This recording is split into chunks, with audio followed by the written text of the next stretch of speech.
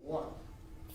Good morning, and thank you for joining us. I'm Dr. Allison Arwady, Commissioner at the Chicago Department of Public Health, and you have joined us for our Tuesday and Thursday live editions of Ask Dr. Arwady. I have a guest with me today, as you can see. This is Adam Alonso, and he is the Chief Executive Officer at Build. So we will be coming back in a minute to hear about this, because we've certainly been getting a lot of questions about kids and camps and outdoors, and his organization does a lot related to that. So Tuesday, June 16, we have been making very good progress here in Chicago. People probably noted that yesterday we announced that we'll be formally reopening the lakefront this coming Monday with a sort of keep it moving idea, having it open for people with walking and running and biking and rollerblading. Not a big place for congregation, but a place to sort of be able to be open, enjoy our beautiful lakes. So that's really exciting. We also announced that tomorrow we will be having the outdoor portion for bars open for the first time. So that is also some progress. I know that's something people have been looking forward to.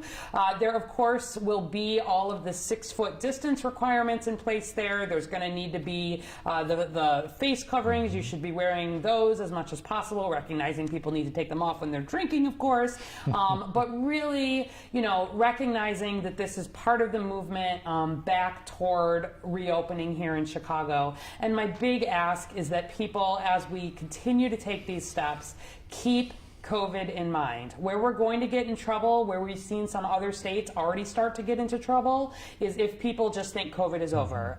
If people stop keeping 6-foot distancing, if people are not wearing the face coverings, they're not doing the hand washing, all the things that we know work. So broadly, people in Chicago have continued to do this, which I appreciate, and we've continued to see some real progress.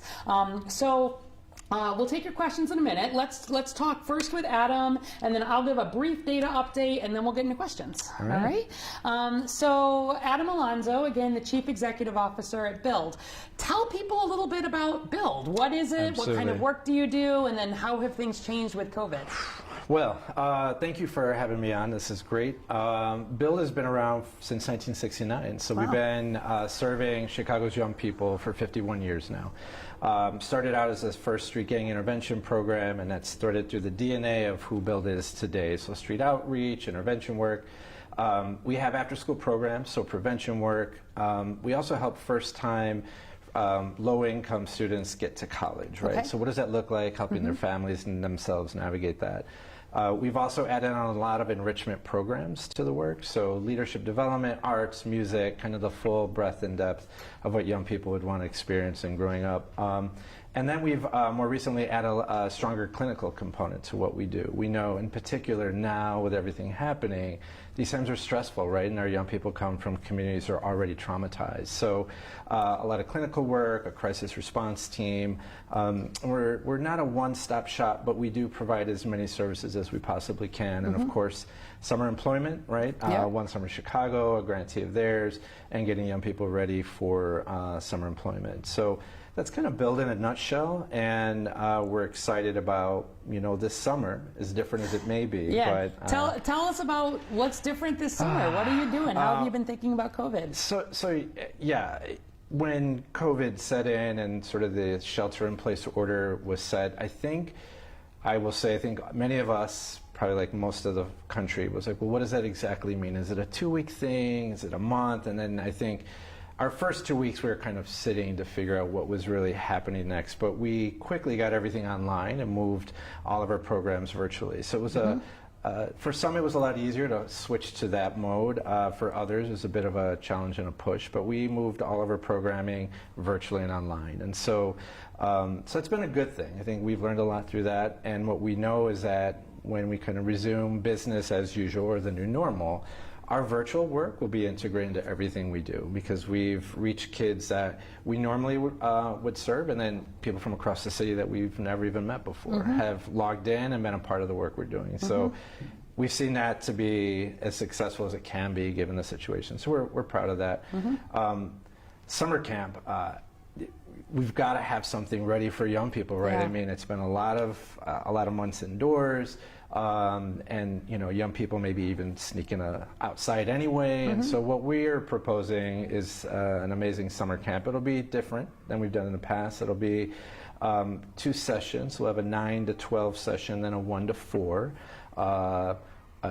Each group will only be 10, and that includes the young people plus the staff that will be there. And then all the contact tracing will be in place, mask, temperature checks, making sure that we don't mingle groups, kind of all of the guidelines, of course, that have been set out for summer camps and programs. And we're excited for that. And as I was mentioning earlier, it's an expensive endeavor, but we're committed to it. Our young people need to have a safe space. Given everything that's happening, our neighborhoods are still violent in the midst of all of this. And so if we can be that reprieve for young people to just be a kid with a mask on, we want to provide that for them, and that's important for their physical health, their mental health, and for families as well. Let our kids get out there, run around, have fun, and be safe while doing it.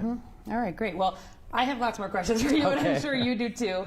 So go ahead and start putting questions in about build, about youth, about camps, about summer and kids in Chicago. And in the meantime, I'll go ahead and give you just a quick data update. So as always, you can go to chicago.gov/coronavirus. That's where you can find the latest of everything that is happening here in Chicago related to COVID.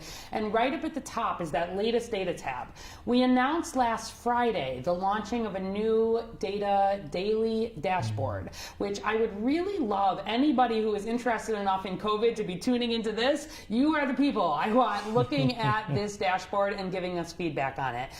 It's the first tab down. If you go to latest data, it's the top one now. And I think on Thursday we'll go through it in a little more detail and show you how you can use it. But it's basically real time. We're updating a lot of it every day, some of it every week, and you can really slice and dice data in all kinds of new ways. So certainly you can look at age, you can look at race, ethnicity, you can look at zip code, you can look at different time periods if you want to see how things have changed, and you're able to look at the share of disease. We've talked a lot, we tell you it's this rate in 10,000, and that's hard for folks to understand. So we did some work to really turn it into something that people can understand. For example, across all of Chicago at this point, 1 in 12 Chicagoans has been tested for COVID already. That's a lot of testing. That's a lot of testing. And you can compare and you can see in this zip code or in this age group, what is that number like? So in a lot of our hardest hit neighborhoods,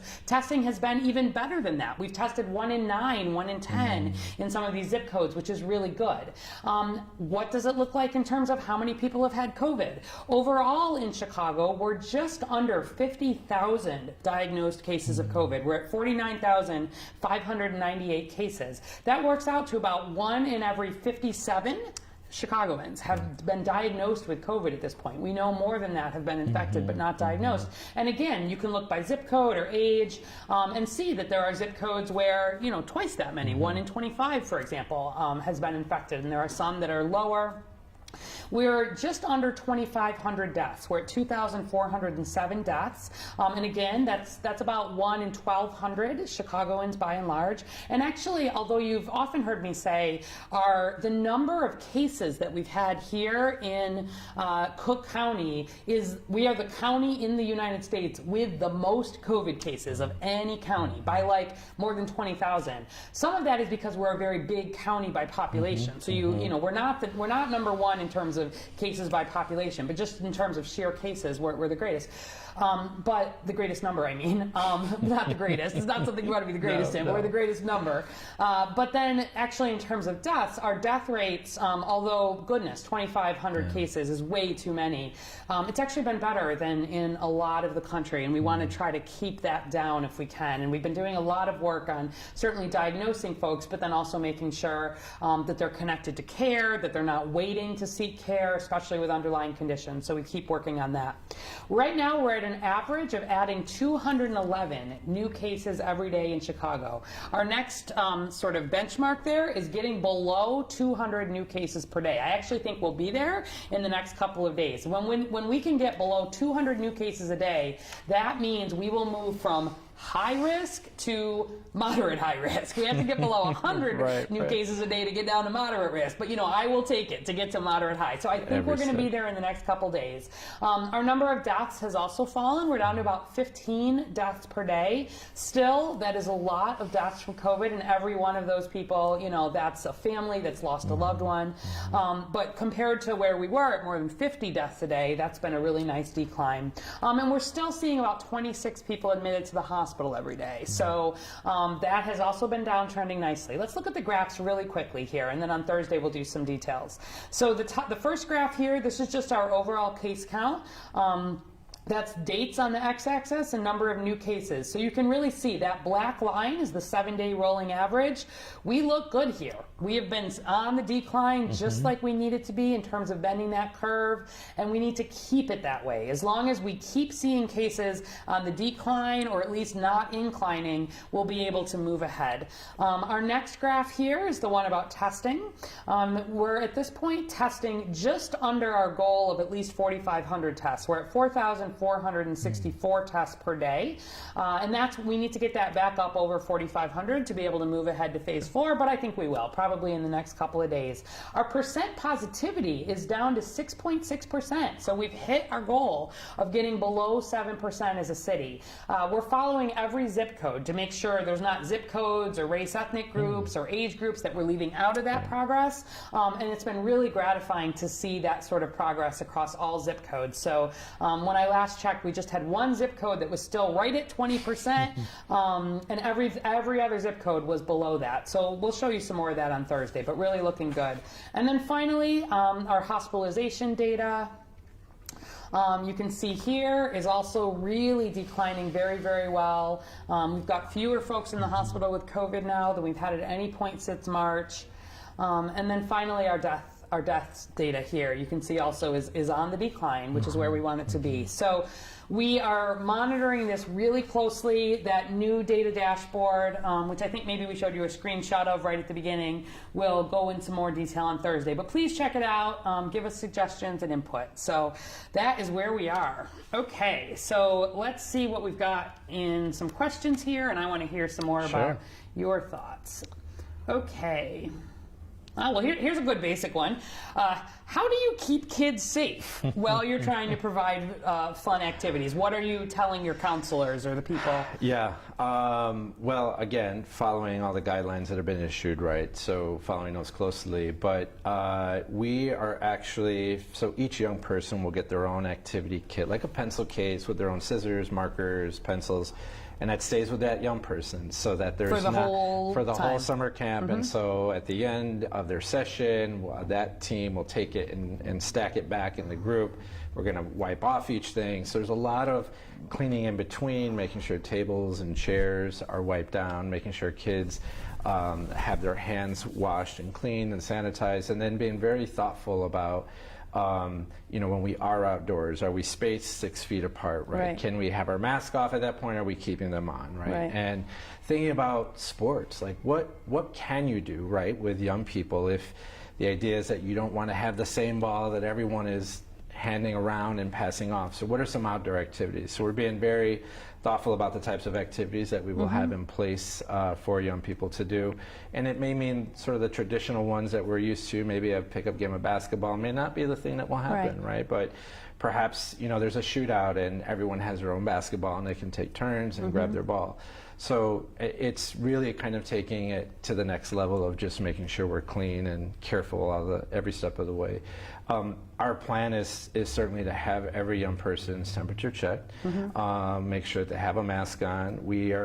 Our lineup process, because you don't want to bottleneck everyone trying to get in, so we are spacing out. We'll have markers on the sidewalk around build, and we will have staff who will make sure that they are wrapped around, making sure kids are keeping their distance, and then screening, getting their mask ready, and then we'll have young people escorted in and sent to their tent as it happens every morning. So I will say these are all behavior changes, right? Not just for our young people, but for youth practitioners. This is not really the way we do business, and so there's a lot of, I think, training for us to be in the position to get used to the new normal. And now that we're coming back from being sheltered in place and doing a lot of virtual work, it's going to be a little awkward, I think, Right. at first, right? Because, young kids, especially in the summer camp, they want to run and hug people. Right. And it's the one thing that you can't, right? We're going to, maybe we'll do an elbow, Right. or we're glad you're here, excuse me. But the idea being, we want to make sure that there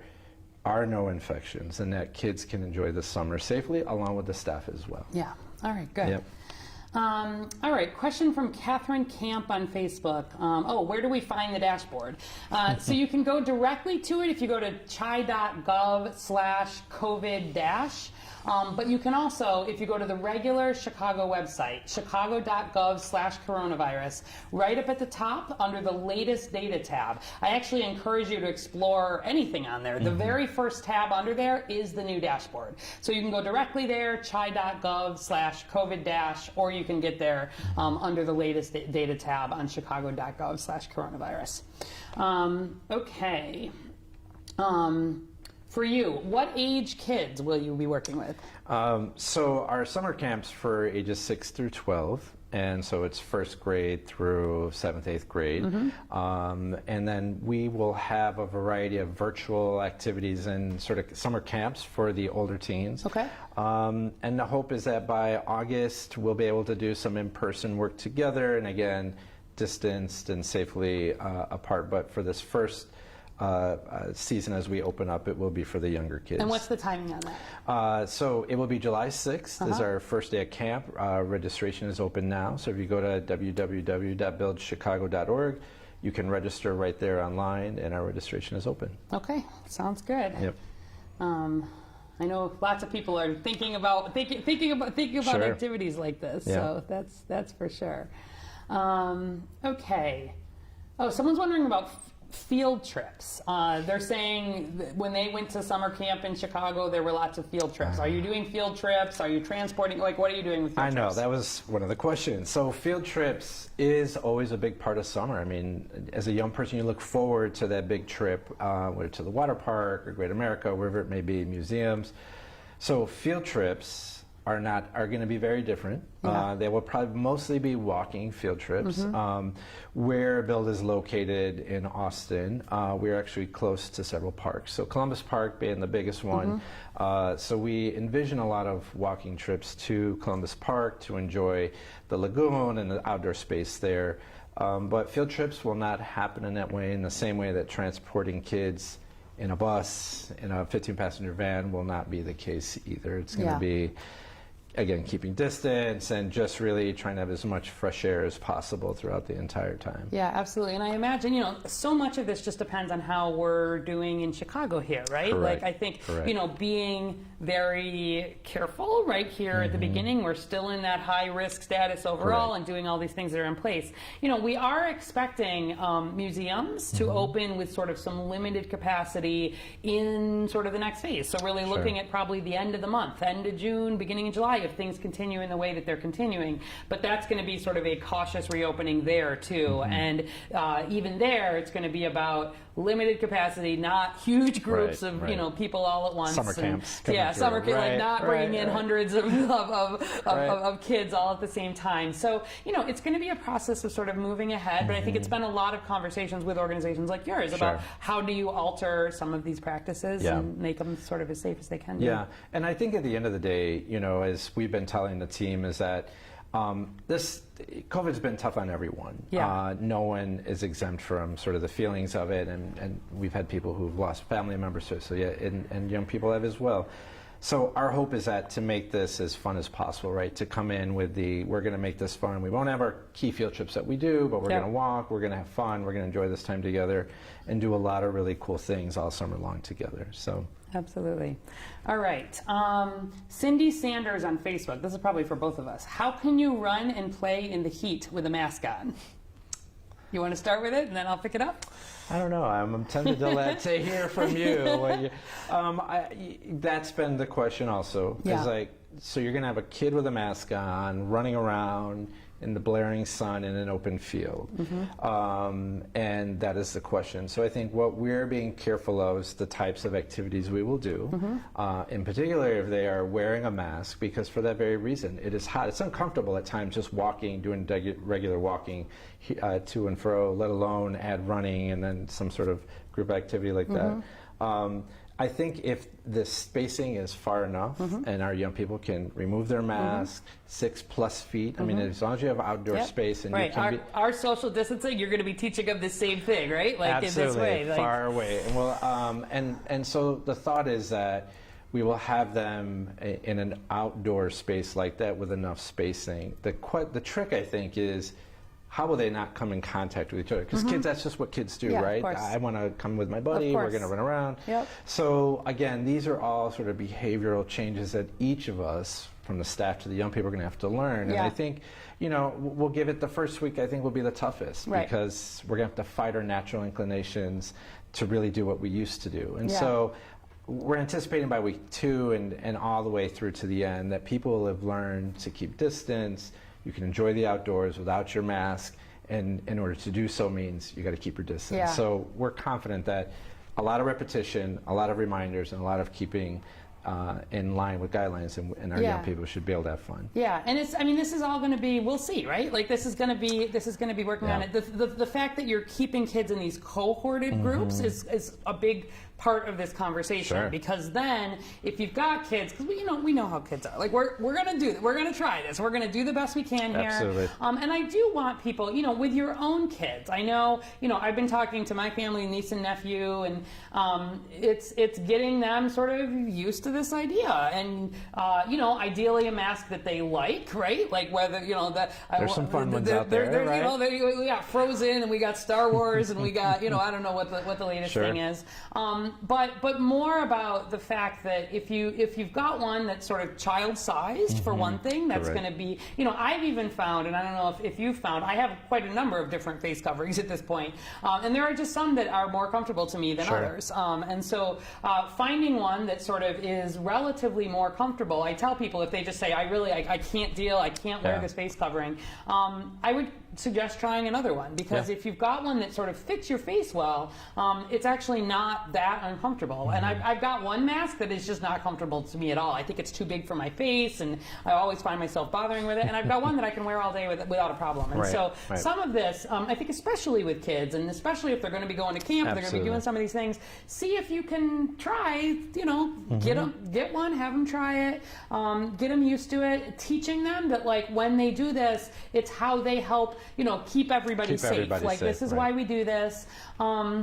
And we'll see. Having those limited groups also drops the risk that in case there was somebody who had COVID, you wouldn't see that spread sort of as widely. And trying to think very creatively about how to have kids be moving around and doing the exercise and the things they need, and it's healthy for them to be doing in a way that keeps risk low. And as we continue to move ahead, right, as we move to a point where we've got less and less COVID here, the risk that there is COVID in any given situation really goes down, and so that'll be a piece of this. But I'm really interested. As your camps are coming on, the Park District's camps are coming back on.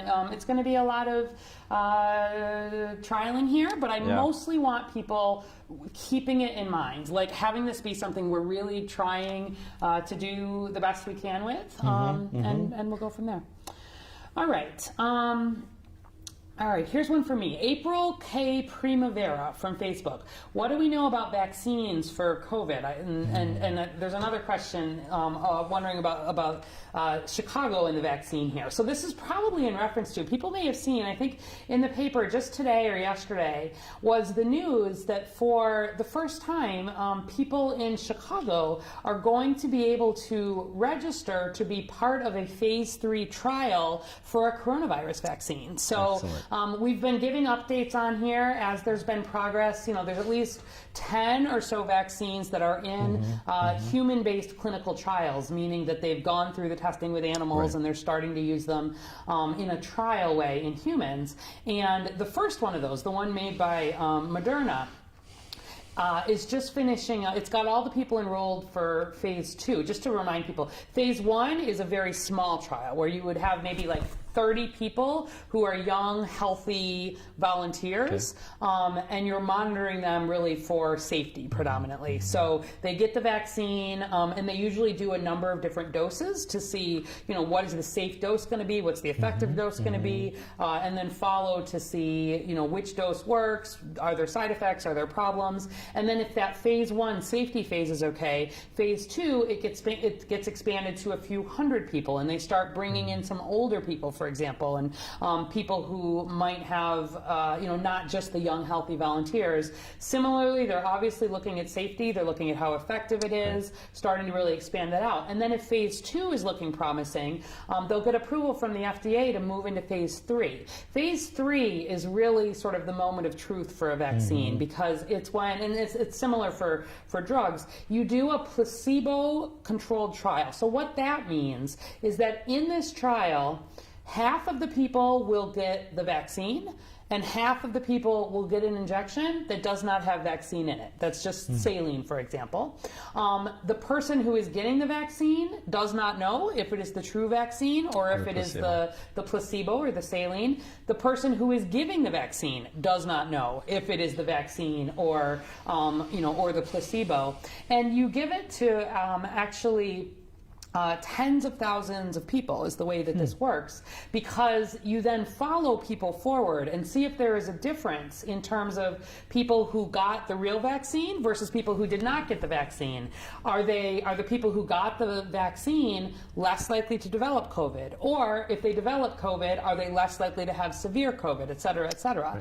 Right. And so the first trial is moving into this phase 3, which means the studies in mice, the studies in animals have looked good. The phase 1 and the phase 2 are looking promising. And UIC, the University of Illinois at Chicago, is going to be one of the sites that's going to be enrolling about 1,000 people here from Chicago in what's going to be, I think, a 30,000 person trial across the U.S. And so if you are interested in potentially being part of a vaccine trial here in Chicago, you can reach out. I think I've got the number here. Let me just share it with you somewhere. Yes, so they'll be starting likely July 9. And again, this is the final phase of testing. So it's not a guarantee if you're in this that you would get a vaccine. But it is, there it is, that you could be considered to be part of the study to determine. So if you have any interest, you can contact the researchers at UIC. There's a number here, 312-413-5897, or you can email them at projectwish.com. That's project, PROJECT, WISH, WISHDOM, Department of Medicine, at uic.edu. That's just to tell them you're interested. Then they will get in touch with you to see if you're going to be a good candidate. They'll be especially interested in enrolling older people. So I think about 40% of the people are going to be over age 60 or 65. They'll be interested in enrolling people from the hardest hit communities here in Chicago. Sure. So some of the communities that have been predominantly Latino or predominantly African American, certainly interest there in potentially enrolling in a vaccine study. So if you're interested, again, you can reach out and get some more information. We'll certainly be following this. This isn't going to be the only opportunity. Northwestern, I believe, is going to be part of a trial probably starting in August for another one of the vaccine candidates, and there probably will be additional opportunities. But, just again highlighting that a lot of our work and our researchers here in Chicago are absolutely part of the front lines here in terms of figuring out progress. So that's some exciting news. Absolutely. Yeah. All right. Okay, Melissa Mara McCowan from Facebook is wondering about youth basketball specifically. So she's wondering about if coaches are wearing masks and there's temperature checks and we're outdoors. What are our thoughts about that? So, I'll start, maybe you can add in on this one. So the thing is, the problem is that contact sports, right? Like basketball is the number one good example there. They're just higher risk than other sports. And if you remember, very early on in the outbreak here, do you remember what some of the first most prominent people to get COVID were a lot of those NBA players, right, remember? right. And the NBA was very early to make the decision that they were putting their season on hold. And now, certainly there's thought about bringing NBA back, but that's with a lot of testing and a lot of screening and without crowds and in ways that they've thought really a lot about individual risk. And I don't want people to necessarily make the leap that thinking just because the NBA is potentially doing this, that it is perfectly fine for right now everybody to go back to contact sports, because contact sports are just high risk. They certainly just are. And at a time where we are still at high risk broadly here in Chicago for COVID, activities that bring people not just within 6 feet of each other, but in a setting where, by definition, you're breathing hard, you're on top of each other, you're sweating, you're, it is a setting that is just not going to be a great setting where we still have big concern for COVID. I have this conversation with the mayor frequently. She's a huge basketball fan, but we do want to make sure that as we sort of bring these activities back, we're bringing them back at a time that it is safe and in a way that it is as safe as possible. So I like this example that you gave about what you're thinking about with summer. Kids, they're working on their game. They want to keep their skills up. Yeah, I think there's a lot of pressure, also for athletes, because the summers are staying conditioning. You've got soccer, you've got basketball, you've got baseball, right? Yep. And one could argue that maybe some sports are a little less contact-y than others, but again, to your point, is it worth the risk? And I think that's certainly from a parent's perspective a decision they have to make with their child. But for us, who's holding a camp, we're making a decision that we have to limit all of that, because at the end of the day, not only do we need a healthy workforce, because this workforce then is who mentors the young people, but we need to see them healthy into the fall, right? When things start to change and as the city reopens up and gets to its final phases. So there are going to unfortunately be some things that you'll have to sacrifice, and I think some of these sports are the very things. And it's a tough call, I get it. It is. Especially for high school sports, right? Where that summer conditioning is everything. And it leads into whether or not you may even get on a team in the fall. So. Right. And so are there opportunities for the conditioning and All the other keeping that in pieces to place it. and what does practice look like, et cetera, is complicated. And this is going to be an evolving conversation, certainly, as we hopefully continue to make progress. I, of course, have in the back of my mind at all times thinking ahead to fall and school. And, we would really like to be in a position here where we can have school open in some way, shape, or form, as long as sort of we're in a position where that can happen. And so I'm really sort of conscious of the fact that a big part of school are these activities, and what does this look like, and how does that go in?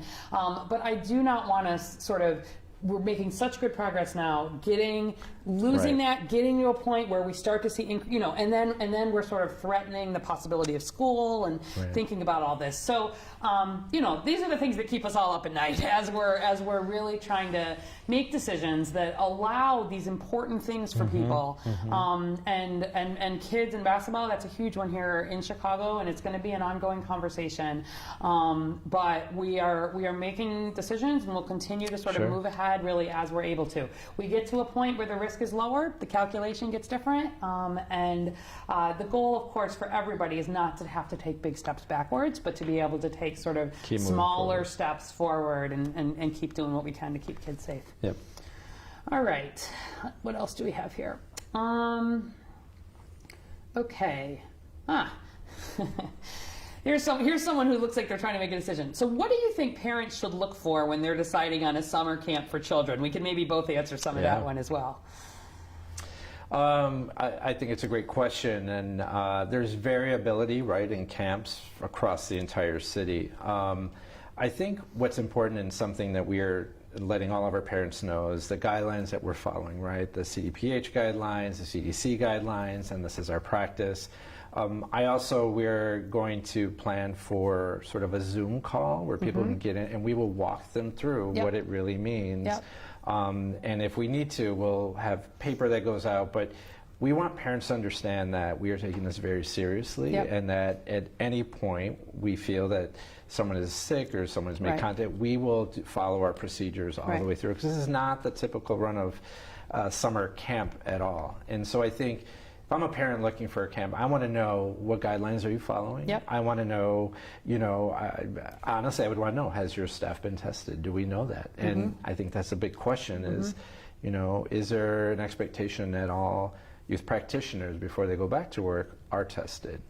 Yeah, and there's not a requirement. There's not a requirement at this point, but there is. It's very important. I honestly think the that symptom screening piece is key. So being very serious, and to your point of like, is a camp, is any youth activity, you want to be confident they have thought a lot about COVID. That's the most important thing for me, honestly. Like, we've seen people, by and large, be very responsible and very creative here in terms of thinking about how can we move ahead with limiting risk. You cannot eliminate the risk of COVID. I want to be very clear about that. And so where there may be children who have serious underlying conditions, it is, that is not the sorts of camps that are reopening. And those are conversations that we've had. There are some of these, camps that are designed for kids with type 2 diabetes or type 1 diabetes, excuse me.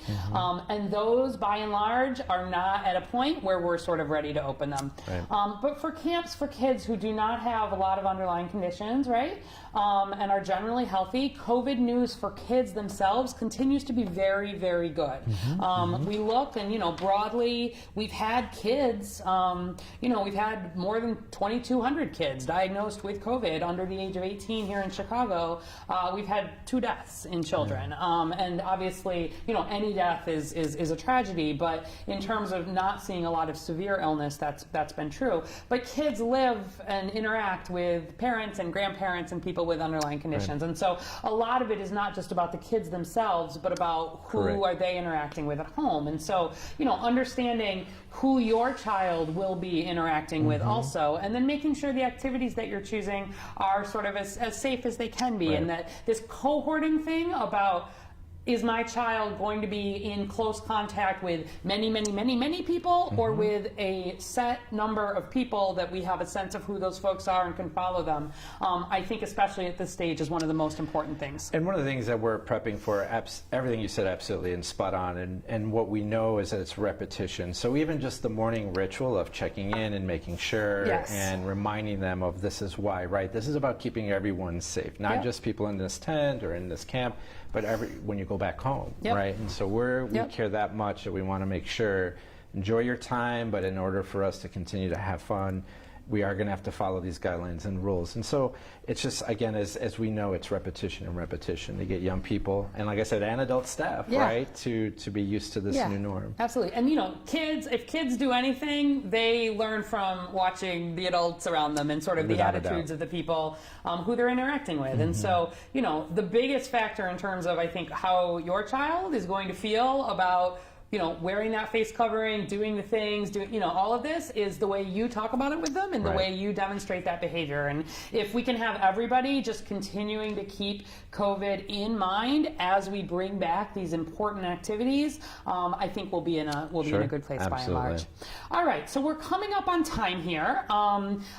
We've got more questions, but we'll have time on Thursday. Thursday will just be a straightforward sort of answering science kind of questions. But I do really want to thank Adam Alfonso, again, who is the Chief Executive Officer at Build, been thinking a whole lot about camps and summer and kids and a lot of the same questions that, I know a lot of you all have been having. So we usually finish up with some sort of good news or suggestions. Anything you want to kind of add into the conversation? I think for us, the biggest news has been that summer camp will happen. That's first and foremost. There was a question about whether that would even go. Whether that was even going to happen. So that is a really huge hurrah. And then our Iris Community Garden is actually underway as well. And so the growing season, which is a little delayed right now, but will start, and that will be something amazing that the community can come and help support and harvest, again, distanced, but to be a part of that, because gardens are suffering now, If I can't get out and do my planting, and our community garden is accessible to the neighborhood for all the fresh vegetables that they would like. So we're excited that growing season's underway, summer camp is underway, all is not lost. So, Absolutely, things are moving. And remind people of your website. So www.buildchicago.org. all right, great. And I will just highlight, so in addition to obviously exciting for Monday, the Lakefront Trail that's going to be open again, we'll be talking more about this Keep It Moving strategy and what that's going to look like. Again, recognizing that we want folks to be able to enjoy that, but we got to make sure that we don't have a huge congregation of people, set up crowds, set up risks. So more to be coming on that this week for sure. Also, the CTA announced a ridership information dashboard. It is live now, and the idea is it's going to let passengers know when buses are a little too crowded to be riding right now. Very and smart. so it's not just about when is my bus coming, it's about what is ridership level looking like at any given moment, by route, by time of day, and they're planning to add on a similar device for the rail system as well. And so this will really let you, to go ahead and take a look. It's on the CTA website. Start giving you some sense of, as you're returning to using more public transportation, one of the most important things is being able to, as much as possible, obviously you should wear that face covering, but be keeping that distance, be doing that hand washing. And this is just another tool that CTA is putting together in addition to all the cleaning and all of the major changes that they've made to, again, make that as safe as they can be. So check out that new dashboard. It's a brand new tool. It's going to be useful for COVID, and it's going to be useful beyond COVID as people are planning out their, their routines. And I think with that, we will probably call it a day today. Okay, so well, thank you. Thank you again for joining us. We'll be back on Thursday at 11 a.m. for another live session. And we are doing more, we're taking sort of one-off questions on the off days and posting those on social media. So you'll probably see some more of that. You can keep giving us questions, even on days where we're not live, and we take them and we'll answer them on the off days or back when we're here again on Thursday. So Sybil and I will be here on Thursday, looking forward to your questions, and we'll look at that data dashboard in a little more detail there as well, including where we are on our reopening metrics and looking ahead towards stage 4. So join us again on Thursday, and thanks again to Adam Alonso and to Build. Thank you. And please be safe, Chicago. We'll see you Thursday.